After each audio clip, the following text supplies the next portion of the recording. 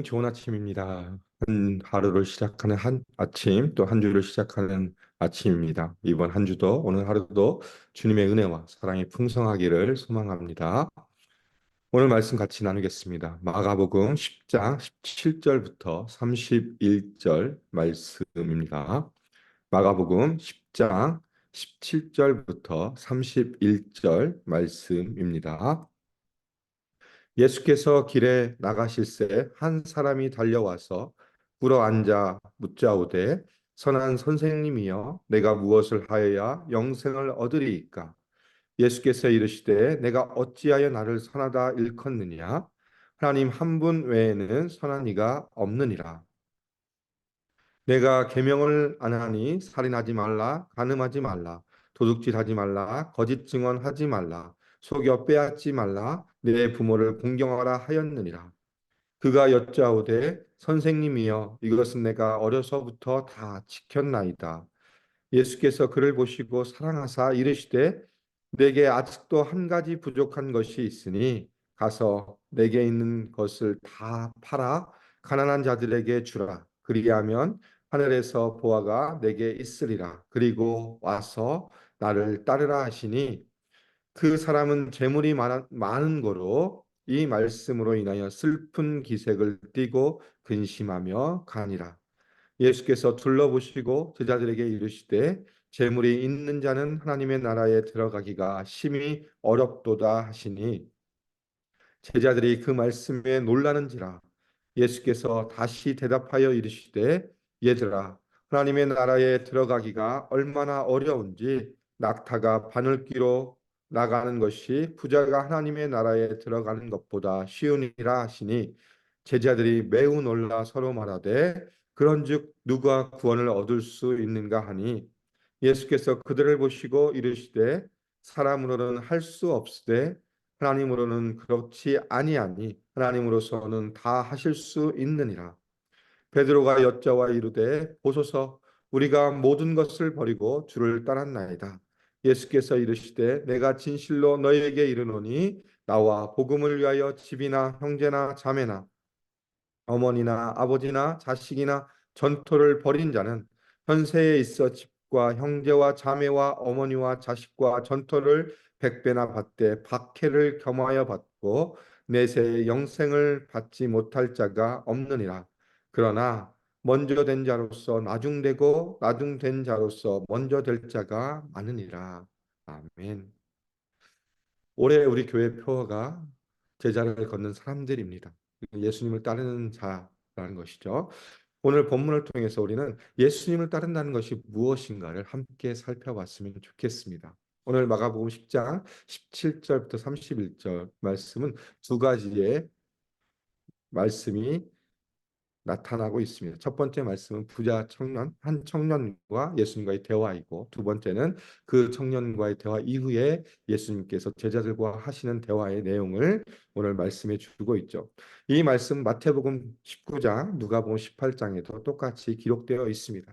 오늘 첫 번째 부분을 살펴보면 한 사람이 등장합니다. 17절에 보니까 한 사람이 등장하죠. 예수께서 길에 나가실새 한 사람이 달려와서 꿇어 앉아 묻자오되 여기서 한 사람은 어떤 사람입니까? 마가복음 오늘 본문에 보면 22절에 재물이 많은 자, 부자라고 되어 있고 마태복음에는 청년이라고 되어 있습니다. 청년 그리고 누가복음 보면 관원. 그러니까 젊고 부자이고 관원인 사람이 예수님께 와서 질문하는 것으로 시작합니다. 근데 질문이 무엇입니까? 선한 선생님이여, 내가 무엇을 하여야 영생을 얻으리까? 라고 질문합니다. 예수님 앞에 달려와서 무릎을 꿇습니다. 긴박하죠. 이 사람은 예수님을 보자마자 예수님 앞에 달려와서 질문합니다. 이 사람 자체는 영생에 대해서 뜨거운 관심을 가지고 있는 구도자의 모습입니다. 그래서 예수님 앞에 나와서 선한 선생님이여, 어떻게 하면 내가 영생을 얻을 수 있습니까? 라고 질문합니다. 그랬을 때 예수님께서 대답하시죠. 18절과 19절을 통해서 이렇게 대답하십니다. 예수께서 이르시되 내가 어찌하여 나를 선하다 일컫느냐? 하나님 한 분 외에는 선한 이가 없느니라. 내가 내 계명을 안 하니 살인하지 말라, 간음하지 말라, 도둑질하지 말라, 거짓 증언하지 말라, 속여 빼앗지 말라. 내 부모를 공경하라 하였니라. 예수님은 이 청년, 이 부자 청년의 질문에 대해 두 가지를 대답해요. 첫 번째는 뭡니까? 하나님 한 분 외에는 선한 이가 없다라고 분명하게 말씀해 주고 있습니다. 왜 그러냐면 청년이 자신의 율법을 지킨다라는 그런 생각에 자신이 선하다고 생각을 했습니다. 그렇기 때문에 예수님 앞에 나와서 예수님도 선한 사람이지만 선한 선생님이요. 어떻게 하면 내가 영생을 얻습니까? 결국 자신의 영생을 보장받기 위해서 선한 사람을 찾아서 그 사람이 누구입니까? 예수님께 나와서 방법을 구하고 있는 모습이었기 때문에 예수님은 첫 번째 선하다는 이 땅 가운데 선한 사람은 오직 한 분밖에 없다. 그분이 바로 누구냐? 하나님이시다라는 것을 분명하게 선포해 주고 있고 두 번째는 뭐합니까? 19절에 보니까 계명을 지킬 것을 말씀해 주고 있습니다. 그래서 우리가 살펴보면 십계명인데 십계명에 나오는 사람과 사람의 관계 가운데 일어나는 십계명의 말씀을 얘기하고 있습니다. 그러면서 그 말씀을 지켜라. 그러면 될 것이다라고 하는데 이 계명을 지키라는 의미에 뭐가 있냐면 율법을 순종한 사람은 살 것이라는 구약의 가르침을 반영하고 있습니다. 구약의 가르침은 계명을 행하라는 것과 계명을 행하면 하나님의 사랑을 받는다. 이것이 구약에 보여주는 중요한 가르침이고 진리입니다. 하나님 말씀대로 살아가면 그 사람은 분명히 살 것이다라는 것이 구약의 분명한 가르침이지만 문제는 무엇이냐면 어떤 사람도 어떤 한 사람도 하나님의 법을 완전히 지킬 수 있는 사람은 없다는 것이 문제입니다. 우리가 인생을 살다 보면 우리가 다 선한 것처럼 보여지지만 우리 인간 자체가 이미 죄성을 가지고 있기 때문에 그 어느 누구도 하나님의 법을 완벽하게 완전하게 지킬 사람은 없습니다. 그래서 그런데 이 청년은 어떻게 대답하죠? 20절에 보니까 내가 어려서부터 다 지켰나이다. 자신의 선함을 더 오히려 증거합니다. 여기서 어려서부터라는 것은 무엇이냐면 그 율법을 들었을 때부터 율법을 배웠을 때부터 보통 유대인의 관습에 따르면 12살부터 시작해서 그 계명을 배우고 그 계명대로 실천할 수 있도록 하는데 이 청년은 어렸서부터 12살부터 시작해서 그 말씀을 다 지켰다는 겁니다. 이 청년의 말을 따르면 율법이 그 삶의 규범이 되었고 율법의 요구를 완벽하게 이행했다는 확신에 차 있는 청년의 대답이었습니다. 그런데 그 청년의 대답에 대해서 예수님은 뭐라고 반응하십니까? 21절에 보면 예수께서 그를 보시고 사랑하사 예수님께서 오히려 이 청년이 율법을 지켰다고 하는 그 말에 확신에 오히려 예수님이 사랑을 사랑하다라고 표현하고 있습니다. 오히려 그를 더 받아들이면서 한 가지를 지적합니다. 그 한 가지가 무엇입니까? 내게 아직도 부족한 한 것이 있으니 가서 내게 있는 것을 다 팔아 가난한 자들에게 주라. 그리하면 하늘에서 보아가 내게 있으리라. 그리고 와서 나를 따르라 하시니 이 청년에게 있어서 율법을 잘 지킨다고 하는 이 청년에게 서 부족한 것이 바로 무엇입니까? 예수님을 따르지 않고 있다는 것을 지적합니다. 그러면서 그 전제 조건이 뭡니까? 내가 가지고 있는 모든 재물을 다 팔아서 가난한 자들에게 주고 와서 나를 따르라라고 예수님은 말씀해 주고 있죠. 이 청년이 근데 또 어떻게 반응합니까? 22절에 보니까 그 사람이 재물이 많은 거로 이 말씀으로 인하여 슬픈 기색을 띠고 근심하며 가니라. 여기서 슬픈 기색을 띠고 있어 슬픈이란 단어의 원어적 의미는 미워하다입니다. 미워하다. 결국 예수님이 재물을 팔아서 가난한 자들에게 주고 나를 따르라고 했는데 이 청년의 반응은 재물이 많은 그것으로 인해서 오히려 예수님을 미워하는 모습 가운데 돌아가는 모습을 보여주고 있죠. 예수님은 어떠한 분이십니까? 예수님은 율법의 완성자이십니다. 그리고 완벽한 구원자이십니다. 그래서 예수님은 이 청년에게 완벽한 구원, 정말 제일 중요한 것을 분명하게 말씀했는데 이 청년은 자신이 가지고 있는 이 재물이 이 예수님을 따르는 것에 있어 커다란 방해물로 작용하고 있습니다. 결정적 방해물이 무엇입니까? 재물입니다. 재물. 그래서 자신이 가지고 있는 뭐 집이 됐던 또 땅이 됐던 모든 것이 오히려 예수님을 따르는 데 있어서 방해가 되고 있죠. 선택의 기로가 있습니다. 예수님을 선택할 것인지 아니면 재물을 선택할 것인지 이 선택의 기로에서 청년은 예수님을 따르는 것이 아니라 오히려 그 반대 재물을 선택하는 모습으로 결론을 보여주고 있죠.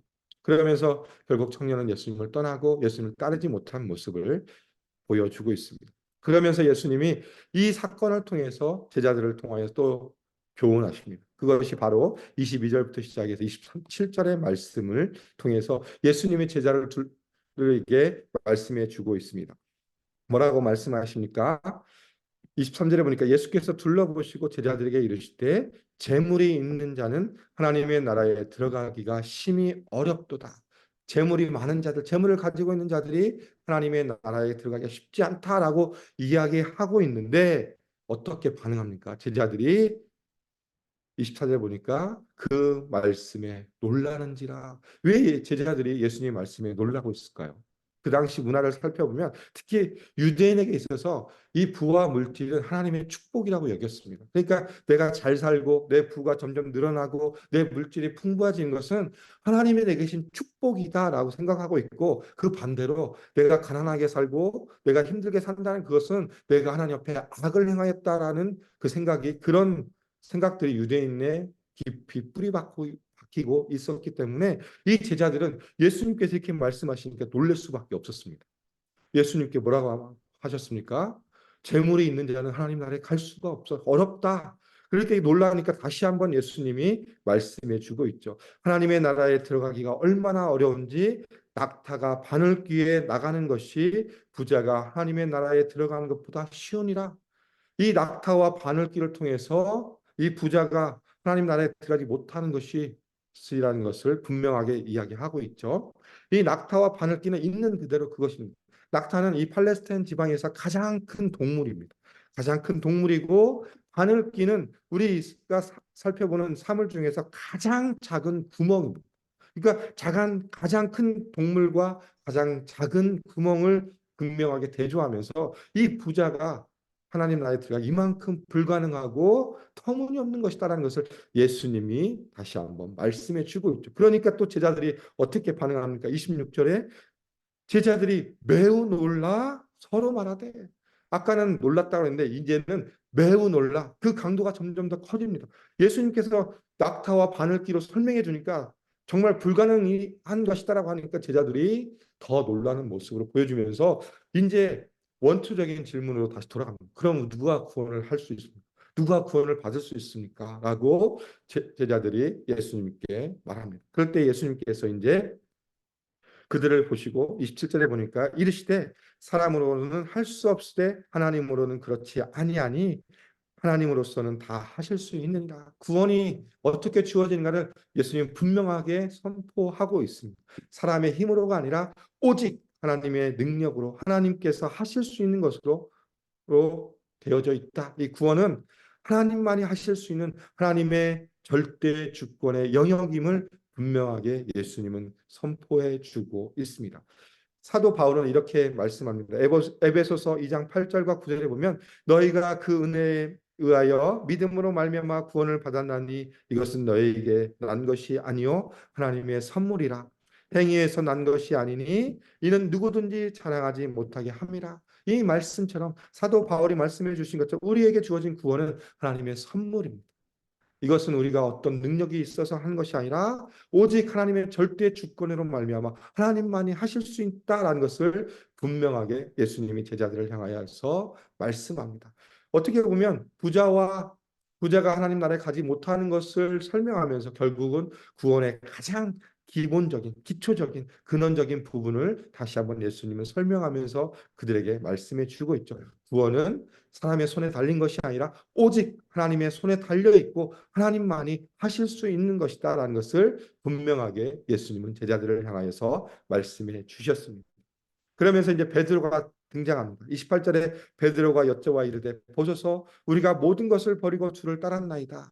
이제 베드로가 제자들의 대변인이 되어서 예수님 앞에 얘기합니다. 예수님, 우리의 모습을 보십시오. 우리는 예수님을 따릅니다. 우리가 모든 것을 버리고 따르죠. 왜냐하면 이 베드로가 예수님을 부르실 때 뭡니까? 자신의 모든 것을 내려놓죠. 자신의 그물을 버려두고 예수님을 쫓았다는 것이죠. 자신의 생업을 내려놓고 쫓았다. 그렇기 때문에 청년과 비교해 볼 때는 예수님 우리는 이런 모습이었습니다. 이렇게 예수님을 따릅니다라고 자신의 모습을 드러내고 있습니다. 그러니까 예수님께서 29절부터 시작해서 31절까지 반응해 주시고 있죠. 예수께서 이르시되 내가 진실로 너희에게 이르노니 나와 복음을 위하여 집이나 형제나 자매나 어머니나 아버지나 자식이나 전토를 벌인 자는 현세에 있어서 집과 형제와 자매와 어머니와 자식과 전토를 백배나 받되 박해를 겸하여 받고 내세에 영생을 받지 못할 자가 없느니라. 그러나 먼저 된 자로서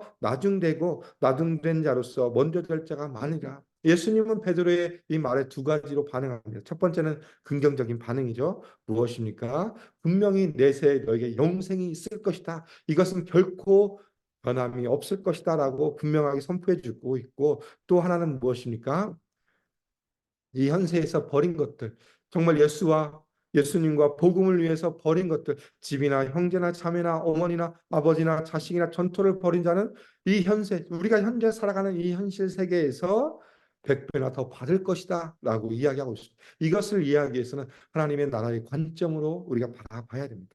하나님의 나라의 관점에서의 공동체, 이것이 어떻게 드러났습니까? 사도행전 2장에 보면 예수를 믿는 모든 사람들이 어떻게 했죠? 함께 한 공동체가 되어서 자신의 있는 것들을 다 나눠주고, 심지어 자신의 것을 팔아서 가난한 자에게 나눠줌으로 말미암아 이것이 이루어지는 모습을 분명하게 보여주고 있습니다. 그러나 무엇과 함께 받습니까?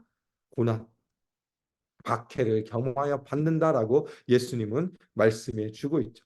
결국 예수님을 따른다는 것, 우리가 복음을 위해 살아간다는 것은 우리에게 삶 가운데 여러 가지 일들이 있지만 그 안에서 분명하게 우리에게 고난이 있고 고통이 있고 아픔이 있다는 것을 분명하게 말씀해 주고 있습니다. 그러나 더 중요한 것은 내세에 있어서 영생은 분명하다는 것을 예수님은 긍정적으로 얘기해 주시고 있고, 그러나 또 한 가지 이야기하는 게 뭡니까? 부정적인 부분을 또 말씀합니다. 위치 변환을 얘기하시죠. 먼저 된 자로서 나중되고 나중된 자로서 먼저 될 자가 많으니라. 이 말씀은 뭐냐면 이 베드로가 자신을 드러내는 거죠. 내가 청년과 비교해서 예수님 내 모든 것을 다 따랐습니다라고 분명하게 이야기하지만 그 안에 있는 어떤 자신에 대한 자신을 드러내는 그 마음이 있음을 예수님 발견하시고 오히려 이것을 책망하시는 말씀입니다. 먼저 된 자가 나중 될 수 있고 나중 된 자가 먼저 될 수 있다는 건 뭐냐면 결국 우리가 하나님 앞에서 겸손하지 않으면 하나님이 판단하실 때에 그분의 그 순서는 바뀔 수 있다. 이 판단의 주체는 누구냐? 하나님이십니다. 우리 인간이 아니죠. 우리가 사람이 어떤 생각을 가지고 있는지 우리는 알 수 없습니다. 그러나 하나님은 우리의 모든 것을 아시기 때문에 겸손하지 않고 오히려 우리 가운데 예수님을 따른다고 하지만 교만하거나 정말 자기의 공로를 드러내는 사람들은 결국 어떻게 되냐? 하나님의 판단에 따라서 나중된 자로 될 수 있다라고 분명하게 예수님은 두 가지로 말씀해 주고 있습니다. 오늘 우리가 부자 청년과 또 예수님과 제자의 대화를 통해서 살펴보았습니다. 결국 우리가 이 말씀을 통해서 살펴볼 것은 예수님을 따르는 것이 과연 무엇인가를 다시 한번 생각해 봤으면 좋겠습니다. 첫 번째는 예수님을 따르는 것이 결코 쉽지 않다는 것을 말씀해 주고 있죠. 왜? 이 청년의 모습을 통해서 방해물이 많기 때문에 우리가 예수님을 따른다고 하는 것에 우리 말은 할 수 있지만 그것이 진실로 따르기 위해서는 많은 방해물이 있다는 것을 분명하게 말씀해 주고 있습니다. 이 청년에게 있어서는 재물이 방해물이었습니다. 그러나 우리가 정말 예수님을 따라가는 삶에 있어서 우리가 그리스도의 십자가 보혈 능력을 통해서 구원받은 자로서 예수님의 와 함께 길을 걷는 자라고 분명하게 우리가 이야기하고 있고 그 삶을 살아간다고 하고 있는데 과연 우리는 정말 온전하게 예수님을 따르고 있는지 한번 생각해 봤으면 좋겠습니다. 그러면서 내가 예수님을 온전히 따르지 못하고 있는 나의 방해물이 무엇인지 한번 찾아봤으면 좋겠습니다. 그것은 이 청년처럼 재물이 될 수 있고 돈이 될 수 있고 또 한편으로는 자녀가 될 수 있고 또 하나는 내 안에 있는 욕심이 될 수 있고 내가 또 어떤 권력, 권위, 명예가 될 수 있습니다. 그것은 사람마다 다 다릅니다. 그렇지만 내가 예수님을 따르는 데 있어서 방해되는 것이 있다면 그것을 버려야 될 것을 분명하게 오늘 말씀을 통해서 우리에게 선포해 주고 있습니다. 그리고 예수님과 제자를 통해서 한 가지 더 살펴볼 건 뭐냐? 정말 우리가 주님을 따른다고 하면서도 내 자신의 기준으로 다른 사람을 평가해서는 안 된다는 것을 분명하게 말씀해 주고 있죠. 우리가 사람을 평가하는 기준은 우리는 할 수 없어요. 왜? 우리는 다 연약하고 부족하기 때문에 내가 이만큼 신앙생활 열심히 한다고 해서 다른 사람이 내 눈에 보이기에는 연약해 보이고 잘하지 못한다고 그 사람을 책망할 수 없다는 것입니다. 왜? 이 모든 것을 평가하고 그것을 그 기준이 바로 무엇이냐? 바로 하나님이시기 때문에 그렇습니다. 하나님만이 그 사람을 평가할 수 있습니다. 우리가 아무리 잘하고 능력이 있어도 그것은 부족함과 연약함입니다. 그렇기 때문에 우리가 주님을 따른다고 하면서 다른 사람을 평가하는 것은 안 된다라는 것을 분명하게 오늘 말씀을 통해서 이야기해 주고 있습니다. 그렇기 때문에 결론을 내리면 결국 우리가 어떻게 이 땅을 살아가면서 그리스도의 제자로 살아갈 것인가, 제자도를 걸어갈 것인가에 대해서 우리는 겸손하게 모든 판단을 하나님 앞에 맡기고 방해물을 버리고 온전히 주님을 따르는 것이 바로 제자의 삶이다라는 것을 오늘 말씀을 통해서 분명하게 선포해 주고 있습니다. 오늘 우리에게 하루의 삶을 허락하셨는데 우리의 삶을 다시 한번 돌아보면서 겸손하게 모든 것을 하나님 앞에 맡기고 또한 우리가 주님을 따르는 데 있어서 방해물이 무엇인지 다시 한번 살펴보고 그것을 내려놓고 온전히 주님을 따라 주님과 함께 제자의 길을 걸어가는 삶이 되시기를 주님의 이름으로 소망하며 축복합니다. 기도하겠습니다. 하나님 감사합니다. 오늘 말씀을 통해서 다시 한번 예수님을 따르는 자의 삶의 모습이 어떠한 것인지, 어떻게 예수님을 따르는 것인지 한번 살펴보았습니다. 하나님, 우리 안에 있는 예수님을 따르기 위해 가는 그 길에서 방해물이 무엇인지 다시 한번 우리의 삶을 점검케 해주시고, 정말 그것을 버려놓고 온전히 주님 앞에 나아가 겸손하게 나아갈 수 있도록 우리의 삶을 붙들어주시며 인도하여 주시옵소서. 우리를 삶을 평가하시는 분은 오직 하나님이심을 다시 한번 기억하며 하나님 온전히 예수와 함께 걸어가는 삶이 될 수 있도록 오늘 하루도 붙들어 주시며 이번 한 주도 주의 은혜 가운데 살아갈 수 있도록 성령께서 함께하여 주시옵소서. 주님 감사합니다. 예수님 이름으로 기도합니다. 아멘. 이 시간 우리 합심 같이 기도하겠습니다. 오늘 말씀을 기억하시면서 다시 한번 우리의 모습을, 우리의 믿음을 점검해 봤으면 좋겠습니다. 두 번째는 우리 교회의 표적, 제자의 길을 걷는 사람들, 또 예수 산책, 우리 비전을 통해서 말씀, 제자, 미션을 공동체로 우리 교회가 아름답게 세워질 수 있도록 위해서 기도 부탁드리겠습니다. 세 번째 기도해 주실 것은 우리 새로 임명된 우리 목자 목녀님들의 모든 사역과 또 그 섬김을 위해서 기도해 주시고 또한 이코 전국총회가 오늘부터 목요일까지 진행되는데 우리 담임 목사님과 우리 장 목사님 또 두 분의 장로님이 참여하십니다. 모든 일정과 예정 가운데 함께 달라 기도해 주시고 잘 돌아오실 수 있도록 기도에 부탁드리겠습니다. 마지막으로 남아공에 선교하고 계신 남광우 선교사님의 모든 삶과 사역을 위해서 또 우리 목장에서 후원하고 기도하는 선교사님들의 삶과 사역을 위해 기도해 주시고 투병 중인 성도님들의 치유와 회복을 위해서 기도해 주시고 고통 가운데 있는 성도들을 위해서 합심으로 기도하고 일상의 삶으로 나아가겠습니다. 함께 기도하겠습니다.